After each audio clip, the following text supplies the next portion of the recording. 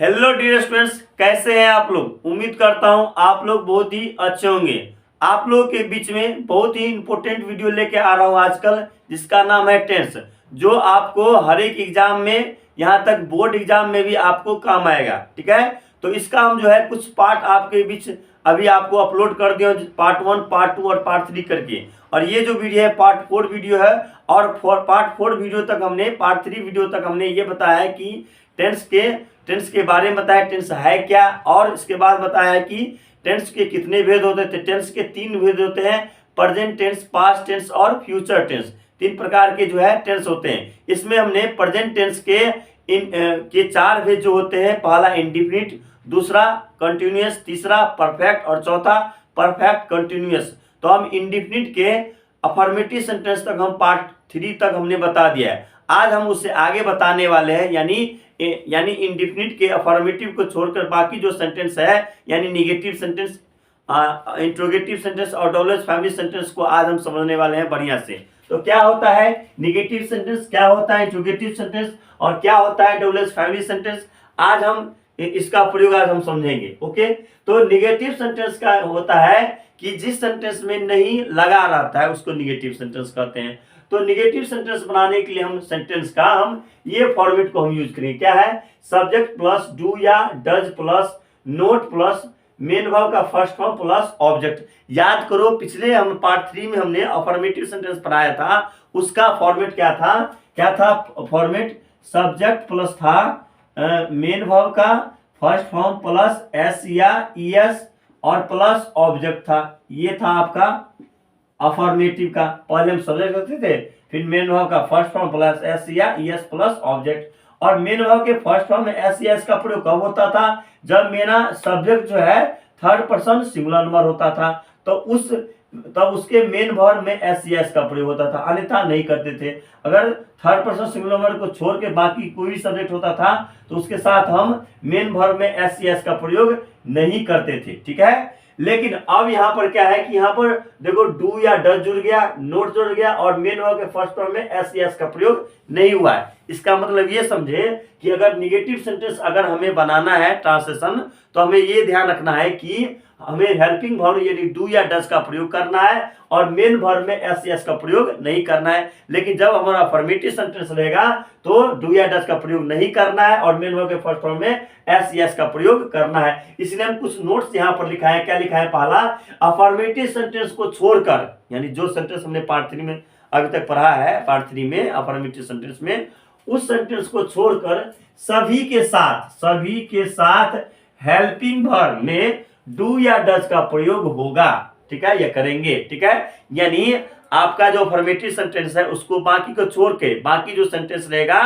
चाहे वो निगेटिव हो, चाहे वो इंट्रोगेटिव हो, चाहे वो डबल फैमिली, इन सभी के साथ हम क्या करेंगे, डू या डज का प्रयोग हम करेंगे। ठीक है, दूसरा क्या है, जब हेल्पिंग वर्ब डू या डज का प्रयोग किसी सेंटेंस में हो। ओके, जब हेल्पिंग वर्ब डू या डज का प्रयोग किसी सेंटेंस में हो तो मेन वर्ब में एस या ईएस का प्रयोग नहीं होता है। ठीक है, अफर्मेटिव में होता है। अफर्मेटिव में क्या होता है कि डू या डज का प्रयोग नहीं होता है, तो मेन वर्ब में एस एस का प्रयोग होगा कब, जब मेरा सब्जेक्ट जो है थर्ड पर्सन सिंगुलर नंबर रहेगा तब। ठीक है, और जब मेरा third person subject third person number न रहे तो एस एस का प्रयोग नहीं करना है। ठीक है, अब यहाँ पर जो है आपको सेंटेंस में क्या मिलेगा, डू नोट कहीं मिलेगा, कभी डज नोट मिलेगा। तो डू नोट मिलेगा, इसको हम शॉर्ट में डोंट भी लिख सकते हैं, टाइम बचाने के लिए, जगह बचाने के लिए हम डोंट भी लिख सकते हैं। और डज नोट को हम डजंट लिख सकते हैं। ये ज्यादा जो है आपको काम आएगा स्पोकन इंग्लिश में। आपको जल्दी जल्दी जब कोई बात आपको बोलनी होगी इंग्लिश में, तो वहां पर आपको डू नोट को जगह डोंट लिखना पड़ेगा और डज नोट को जगह डजंट लिखना पड़ेगा। ठीक है, अब डू का प्रयोग है, डू का प्रयोग कब करना है, जब सब्जेक्ट जो मेरा है वो थर्ड पर्सन सिंगुलर नंबर होना चाहिए। क्या होना चाहिए, थर्ड पर्सन। जब मेरा सब्जेक्ट जो है थर्ड पर्सन सिंगुलर नंबर रहेगा तो उस समय में हम जो है डू का प्रयोग करेंगे। अब सवाल उठता है कि थर्ड पर्सन सिंगुलर नंबर होता क्या है, तो थर्ड पर्सन ये होता है जिसके बारे में हम चर्चा करते हैं, जिसके बारे में हम बात करते हैं, वो होता है थर्ड पर्सन। और केवल एक, सिंगुलर मतलब केवल एक, यानी जो जिसके बारे में हम चर्चा करते हैं, बात करते हैं, वो केवल एक होना चाहिए, उसी को कहते हैं थर्ड पर्सन सिंगुलर। उस सब्जेक्ट के साथ हम क्या करेंगे, हम डू का प्रयोग करेंगे। ओके, अब डज का प्रयोग कब करना है, जब third person singular number subject के के साथ डज का प्रयोग करना है, यानी डू का प्रयोग तब करना है जब हम थर्ड पर्सन सिंगुलर नंबर को छोड़कर बाकी सभी के साथ डू का प्रयोग करना है, और डज का प्रयोग करना है, डज का प्रयोग करना है थर्ड पर्सन सिंगुलर नंबर को जो है के साथ करना है, थर्ड पर्सन सिंगुलर नंबर के साथ, यानी ही सी इट राम श्याम रहेगा तो डज का प्रयोग करना है, और डू का प्रयोग करना है जब हमें जो है लिखा रहेगा दे रहेगा, राम और श्याम रहेगा, बॉयज रहेगा, गर्ल्स रहेगा, यानी एक से ज्यादा रहेगा जब कोई आदमी, तो उसके साथ हम करेंगे डू का प्रयोग। जब हमें केवल एक रहेगा थर्ड पर्सन सिंगुलर नंबर एक रहेगा और जो है थर्ड पर्सन रहेगा, उसके साथ हम क्या करेंगे, हम डज का प्रयोग करेंगे। ठीक है, अब क्या है, तो इस तरह से हम निगेटिव सेंटेंस का हम बनाएंगे। जैसे है कुछ निगेटिव सेंटेंस यहाँ पर है, मैं नहीं हंसता हूं। ओके, तो ये क्या है, नहीं लगा तो निगेटिव सेंटेंस है। इस प्रकार के अगर सेंटेंस को अगर हमें बनाना है तो कैसे बनाएंगे, क्या लिखेंगे, मैं नहीं हंसता, क्या लिखा, आई डज आई। ठीक है, और आई के साथ क्या होता है, आई जो है फर्स्ट पर्सन है तो फर्स्ट पर्सन के साथ डू का प्रयोग होता है, आई डू।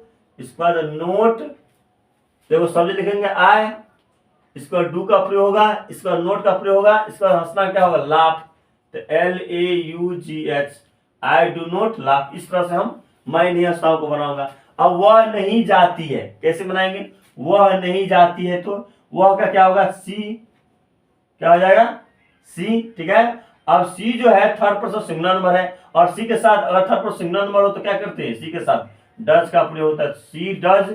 इसके बाद note, does note go.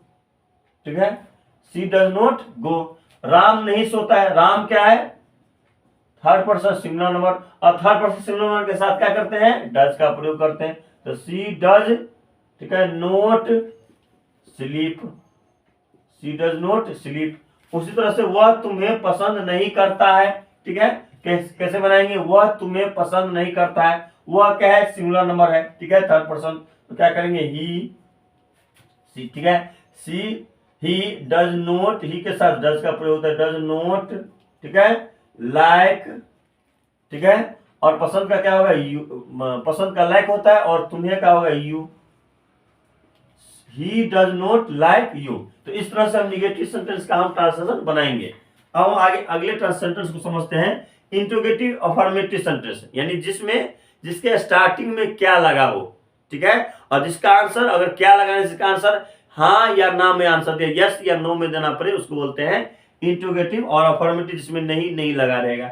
Okay, अब जैसे लिखा है इसका फॉर्मेट क्या होगा, पहले जैसे इंट्रोगेटिव सेंटेंस बनाएंगे तो इसका स्टार्टिंग जो होता है ट्रांसलेशन का वो हेल्पिंग वर्ब से होता है। तो डू या डज से स्टार्ट करेंगे, फिर हम सब्जेक्ट रखेंगे, फिर हम मेन वर्ब का फर्स्ट फॉर्म रखेंगे, फिर हम ऑब्जेक्ट रखेंगे। जैसे यहाँ पर है, क्या तुम रात में पढ़ते हो, देखो क्या है स्टार्टिंग, इसका मतलब है कि इंट्रोगेटिव है, और इसमें देखो इस बीच में कहीं नहीं नहीं लगा है, तो इसका मतलब है कि इंट्रोगेटिव अफर्मेटिव है। तो इस प्रकार के अगर ट्रांसलेशन बनना है तो हमें इस प्रकार के जो है ये फॉर्मेट जो है इसको हमें ध्यान में रखना पड़ेगा।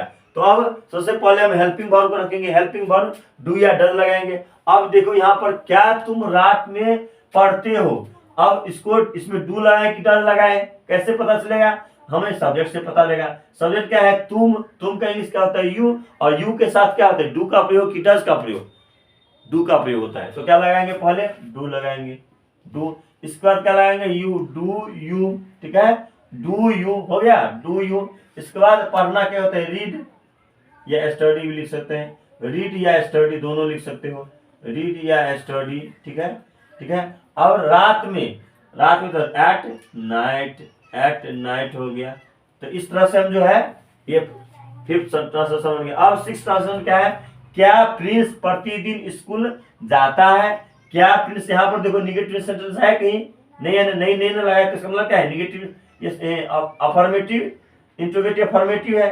अब प्रिंस क्या है, थर्ड पर्सन सिंगुलर नंबर है, तो क्या करेंगे, डज प्रिंस लगा देंगे, डज प्रिंस। ठीक है, अब क्या करेंगे, does Prince go to school है तो स्कूल कर देंगे, go to school, does Prince go to school, यहाँ पर क्वेश्चन मार्क लगाएंगे। ठीक है, अब है क्या तुम्हारा भाई दिल्ली में रहता है, क्या लगा है शुरुआत में, तो इंट्रोगेटिव, और नहीं लगा इंट्रोगेटिव निगेटिव, इसमें स्टार्ट होगा डू या डज से।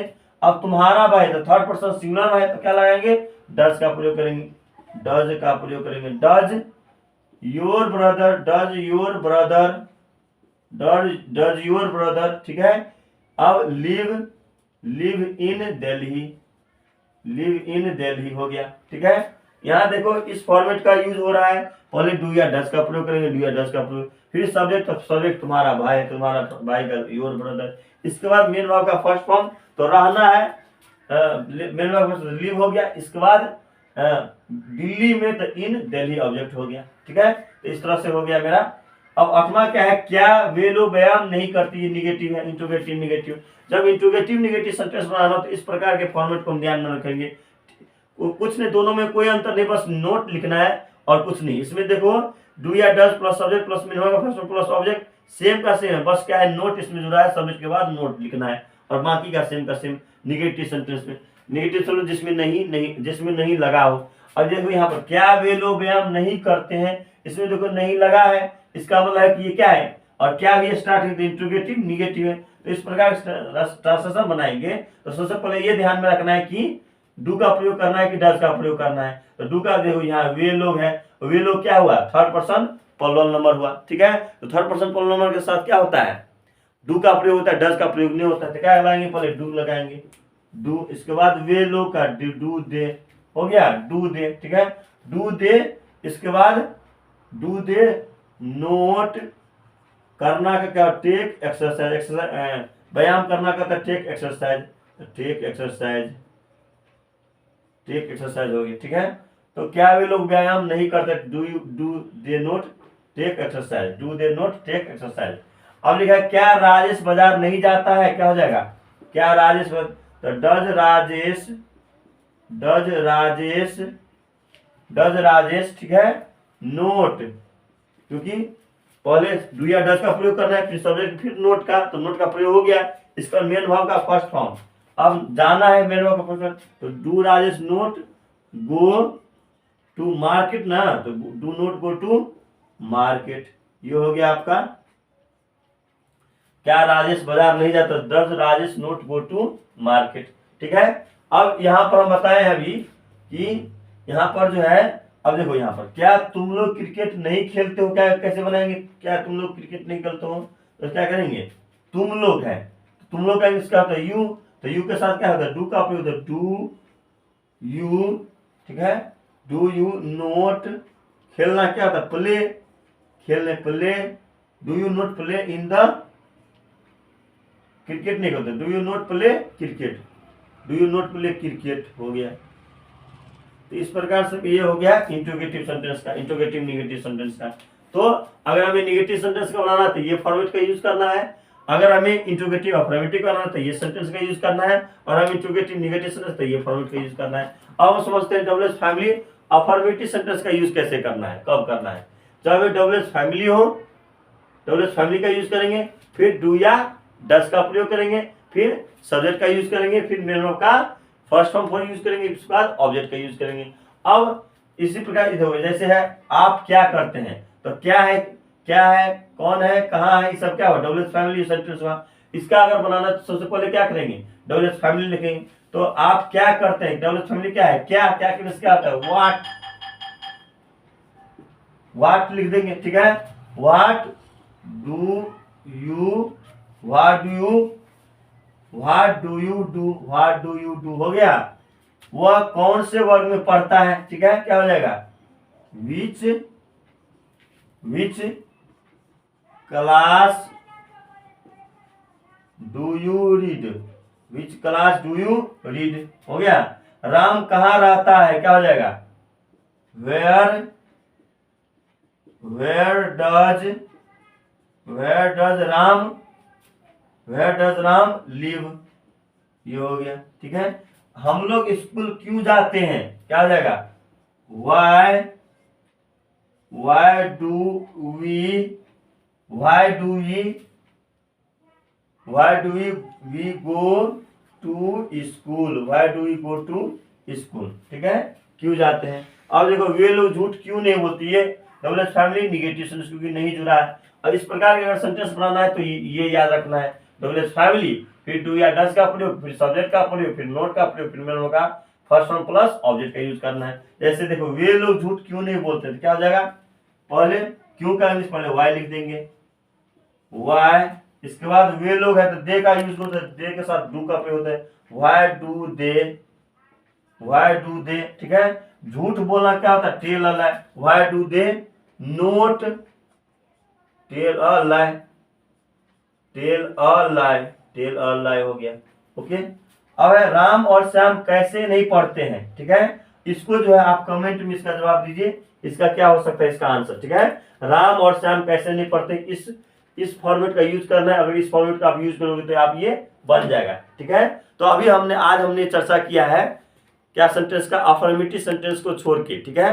अफर्मेटिव सेंटेंस में हमने पिछले पार्ट 3 में बताया है। अगर आपको जो है अगर पीछे वाला वीडियो देखना है तो पार्ट 3 जाके आप वीडियो देख सकते हैं, मेरे प्ले लिस्ट में जाके बहुत ही अच्छे से बताया हूँ। और इसमें बताया हूँ पार्ट अफर्मेटिव को से आगे बताया हूँ। तो निगेटिव सेंटेंस में बताया हूँ कि निगेटिव सेंटेंस में क्या करना है, जब भी अफर्मेटिव को छोड़कर बाकी सभी सेंटेंस में क्या होता है, डू या डज का प्रयोग होता है। और जब डू या डज का प्रयोग होगा तो उसमें मेन वर्ब में एस का प्रयोग नहीं करना है। तो डू का प्रयोग कहाँ करना है, डू का प्रयोग तब करना है जब हमें थर्ड पर्सन सिंगुलर नंबर न रहे तब, यानी बाकी छोड़कर। और डज का प्रयोग होता है थर्ड पर्सन सिंगुलर नंबर के साथ डज का प्रयोग होता है, ओके। तो मुझे लग रहा है आज का क्लास आप लोग बहुत ही अच्छे समझे होंगे। अगर आपको थोड़ा भी अच्छा लगा होगा तो प्लीज वीडियो को लाइक शेयर और सब्सक्राइब कीजिए, जिससे मेरा भी मोटिवेशन बनता रहे और इससे अच्छे से वीडियो आपके पास लाता रहूं, ठीक, ओके। तो आप अगर इसका स्क्रीनशॉट लेना है तो आप इसका स्क्रीनशॉट ले सकते हैं और मेरे चैनल को जरूर आप सब्सक्राइब कीजिए, जिससे मेरा मोटिवेशन बनता रहे। Thank you.